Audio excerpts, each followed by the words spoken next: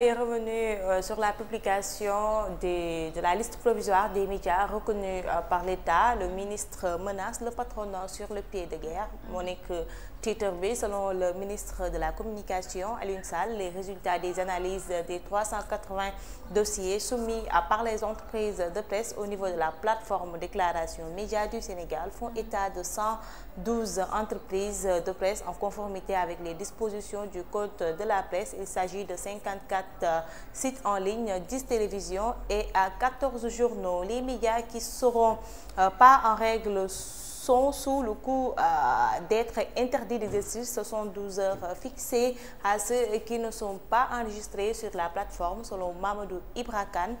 Ce n'est pas au ministre de la Communication ni à une quelconque autorité administrative de donner une autorisation pour la création d'un média, d'une entreprise de presse, a posteriori de valider son existence légale. Quant à Madiambal, il plaide pour les acteurs des médias qui font des frais de l'arbitraire du gouvernement de Ousmane Sonko. Comme a dit tantôt Omar, hier le ministre de la Communication Aliou Sall a publié liste médias yi nga xam ne ñoo nekk Sénégal fii te État du Sénégal reconnaître leen. Parmi ñoom ils sont au nombre de 380 dossiers la ñu soumettroon. Ñoom nag 112 la ñu reconnaître légalement, 54 sites ak 10 télévisions ak li nga xam ne mooy 14 journaux. Mu mel ne am na ay télé ak ay journal yu mag a mag ci réew mi sax ñoom dañoo jàpp ne ils ne sont pas légaux ba tax na ku ci mel ni Mamadou Ibra Kane ak Madiambal Diagne ñoom ñu ngi génn ngir daal di bañ lool. Fi mu toll nii daal lu ñu ci mën a jàpp mooy ay coow yu sew mi am diggante nguur gi ak ñi nga xam ne ñooy patronat bi yor wàllum presse bi. Ba tey dañuy desandi ci li nga xam ne mooy coowal presse bi rek ak toute la vérité sur Source A comme ni koy waxee toujours journal bu mag bi nga xam ne démb ba ko nit yi gisul ci liste bi jaaxle nañ lool.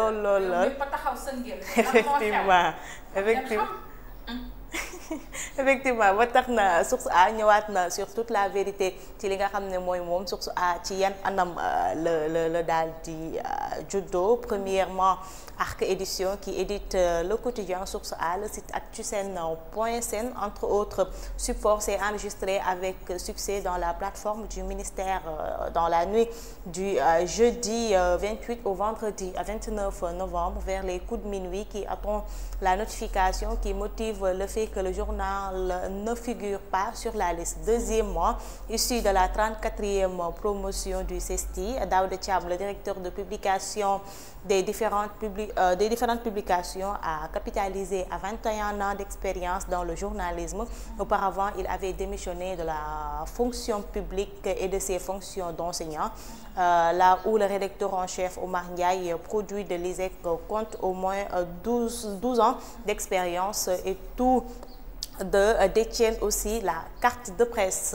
Troisièmement, créé en 2018 au cabinet de la notaire maître Nafissatou Diop, Arc Édition est une suarle dont le capital est détenu à 100% par Daouda Thiam, qui après 8 ans dans l'enseignement a démissionné dès 2003 de la fonction publique pour s'engager dans la presse privée.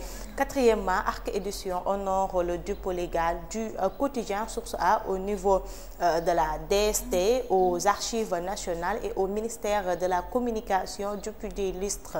Cinquièmement, Arc Édition jouit d'un quitus fiscal tous les 3 mois et son dernier quitus en date remonte au mois de novembre 2024. Voilà. Waaw loolu noonu xam nga on tenait un peu à revenir si la publication des médias reconnus par l'État. On va revenir après sur l'illégalité de la démarche du ministre de la Communication, mais quand même xam nga nit rek bu ñu la tiiñalee il faut que nga wane sa bopp un peu. Léegi nag c'est dans ce cadre-là que on a écrit un papier signé par la rédaction pour revenir en fait si ku nekk fi nga jaar. Man moi-même qui vous parle, qui suis passé, man j'ai fait une formation en journalisme de communication et j'ai capitalisé au moins 12 ans, comme nous m'avons dit, 14 ans même, parce que je suis passé à Réumi, au quotidien à Réumi FM, groupe Promo Consulting, avec le site réumi.com, aussi avec le quotidien Réumi. J'ai été rédacteur en chef à Réumi FM. avant de quitter Rewmi FM en 2016 fin 2016 si laa jógee foofu dem Nouvel Horizon hebdomadaire Nouvel Horizon. Je salue au passage l'ancien PCA du Soleil mooy Abdoulaye Bamba Diallo. Après si laa jógee foofu en 2017-2018 ba quotidien ba Nouvel Horizon ko rencontré ay difficultés financières. C'est là que Daouda m'a contacté pour que ma ñëw liggéey ak moom. Donc j'ai travaillé pour lui, il m'a confié la rédaction de Source A.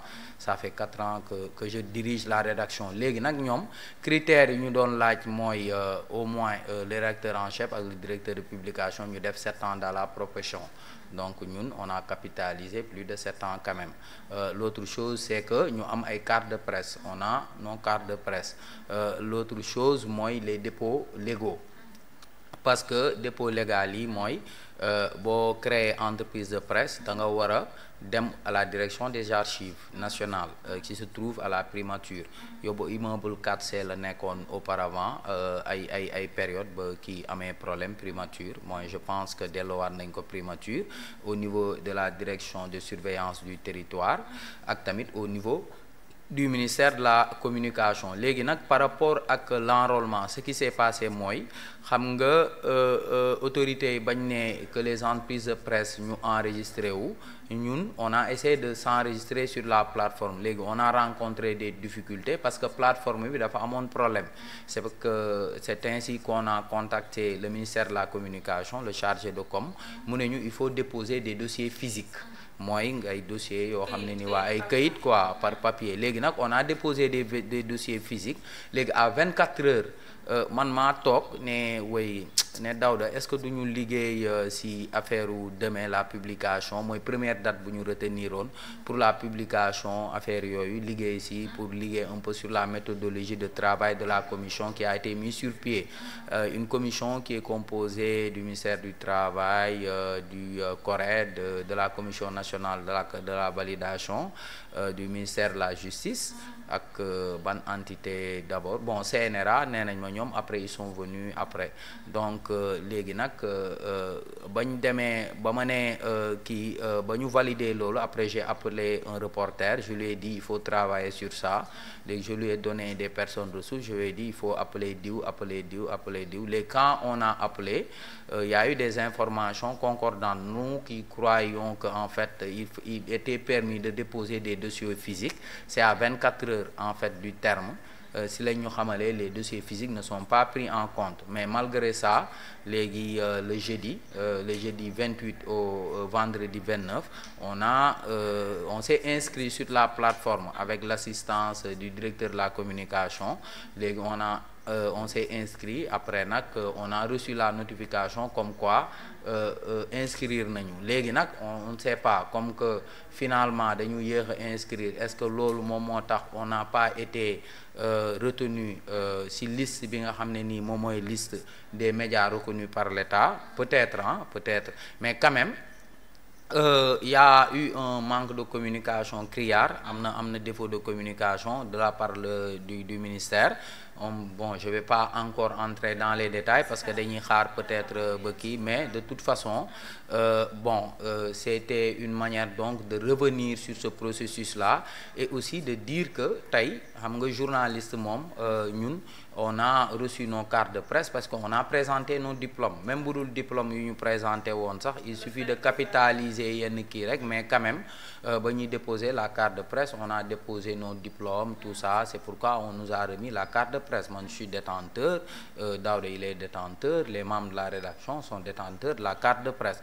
Donc c'était l'occasion un peu de revenir sur ça parce que beaucoup de personnes ont été choquées quand même de voir que Source A bokk aussi parce que y a des ministres, il y a des députés, il y a beaucoup de personnes ñoo xam ne ni sont choqués même au niveau même de la nouvelle majorité au niveau de Pastef parce que Pastef détails yooyu mën nañ ci bañ a dugg. L'autre chose c'est par rapport ak le ministre et le patronat. Donc le patronat qui dit que yéen seen démarche c'est illégal et ils ont effectivement raison parce que ce qu'ils disent mooy entreprise de presse boo koy créer la constitution article 11 la constitution dafa ne la création d'une entreprise de presse n'est soumise à aucune autorisation kenn laaju la autorisation lan lañ la laaj rek mooy nga yëgal autorité bi yow boo créer entreprise de presse da ngay dem yëgal autorité bi nan ngay yëgalee autorité bi mooy da ngay dem direction des archives pour def kii wane ni en fait il y a un quotidien qui est là après nga dem direction de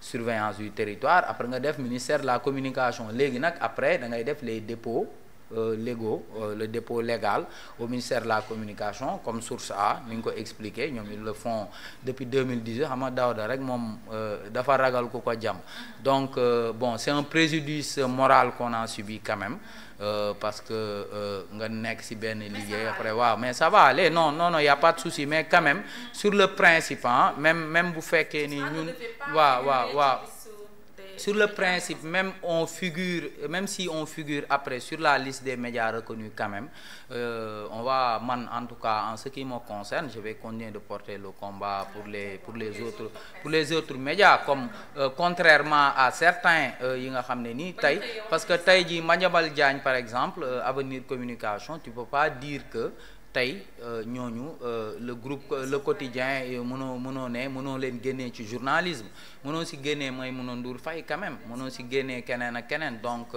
c'était ça entre autres parce que bon c'était l'objet hier de la conférence de presse moo tax mooy kii mais bon c'est entre autres les sujets yu ñu traités à la une de Source A. Maïmouna Ndour Faye elle sera face à la presse je pense à 10h xale bi ci bëggoon a dem defal ñu très rapidement la une des jours yi si des nan la ñu xëyee. Moussa yi dem si beneen.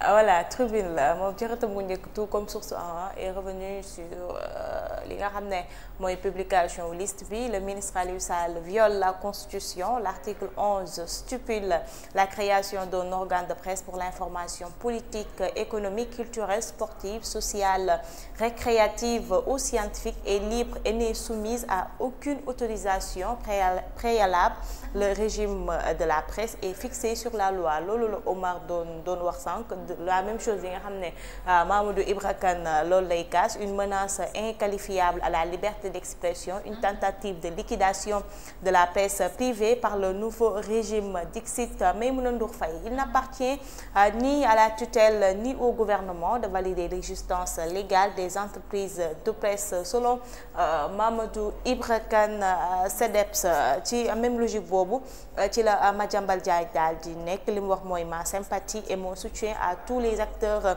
des médias qui font les frais de l'arbitraire du gouvernement de Sonko Moussa ñu jàll ci beneen. Madiambal ñoo ko tooñ. boo fekkee ñoo ko tooñ effectivement fekkee muy toog nga jël paaka def ca loo ci war a gay day jug nag moom bañ bëgg maa yegg fa mag ñi di yegg. man dañ maa wax dootuma ree fii yow yaa may reetaan loo mu toog nga def ko li mag ñi di wax foo jaar mu jug. Publication de la liste des médias autorisés. Voilà, yor bi. Le ministre Aliou Sall droit dans ses bottes face aux organes de presse non conformes. Mamadou Ibra Kane du CDEPS s'indigne et parle de décision unilatérale. Maïmouna Ndour Faye crie sa colère et annonce une bataille judiciaire. Mame Birame Wathie Walf selon lui, si l'État recule devant les patrons de presse, ce sera de la faiblesse et un aveu d'échec. L'aide de la presse passe de 1900 milliards à 4 milliards. Ouais, 1 milliard 900. 1 milliard 900 millions. Ok, 1 milliard 900 millions. À 4 milliards. Ok. léegi aide à la presse 1900 milliards fu ko gars yi di jëlee man seen 4 milliards yi sax. cey 4 milliards yi sax nag day féete boor de. waaw mais loolu la rek fan yii kaay ma wax la nag fan yii lu mu wax baal leen ko après à suivre lu mu wax baal leen ko waa xelam nekku fii xel mi nekk fi yaram bi new fi lu mu wax fan yii rek baal leen ko. affaire à suivre. ay lapsus la. yàlla baax. ayca Moussa ñu dem si beneen wala ñu taxaw si sport Ada Fass peut-il dompter Lac de Guiers 2. waaw dëggalee boppam. voilà ndax Ada Fass mbër la mais Lac moom. mais napp na ko de. mbëtu tàppatam yooyu dëgg yàlla baax na. Lac moom li kii di def lay def li kii def Siteu def ba ki dem moom noonu lay bëree de. est-ce que Siteu Lac moom rasu rek mbëru rasu. ay daw rek baal ma de Lac li nit ñi wax rek laa wax ay ca ñu dem. Moussa ñu jàll si beneen. voilà le quotidien moom it ci une même chose que les autres ñëwaat na ci li nga xam ne mooy sale coup d'état bi nga xam ne l'état bi moom lañ leen daal di def sur 380 demandes 112 validées par le ministre de la communication. Le quotidien Sen TV L'As parmi avec sale bi sant la. sant jàmbur. sant jàmbur la def sale coup d'état yàlla baax na. Il parle en nuance et en parabole Madiambal. Parmi les médias exclus, le CDEPS dénonce un abus et engage le combat. État bi am ngeen problème journaliste yi ngeen di laal. Moussa ñu dem. ci beneen quotidien. Voilà. Le Soleil ñëwaat na ci li nga xam ne mooy la mise en œuvre des politiques publiques, la déclaration de politique générale imminente en Conseil des ministres hier. Le Premier ministre a informé de sa volonté de s'acquitter de cet exercice dans les plus brefs délais à l'Assemblée nationale. Le chef de l'État invite le gouvernement à se concentrer sur l'essentiel. Adoption du projet de loi de finances rectificative 2024 et du projet de loi de finances initiale 2025. Voilà, enfin, il prend les devants pour aller à l'Assemblée nationale. Voilà, borom del bi. Ba tey ci wàllum ministre bi Alioune Sall ak ñi nga xam ne mooy li nga xam ne sa fameuse liste bi nga xam ne moom la publier parce que du sarax. seen kanam ngeen nooxee ñoom ñëpp ndelu de. maa ngi leen. Moussa yu jàll si beneen bu ñu ndel Diomaye rek. L'Observateur à sa une revient sur Sonko et Arona Dia, secret d'une audience, l'affaire West African Energy, l'arrestation de Samuel Sarr et les intérêts internationaux. Nationaux. Les intérêts nationaux waaw. Nationaux sama xel bee dem. waaw moo dem de xam naa garaawul.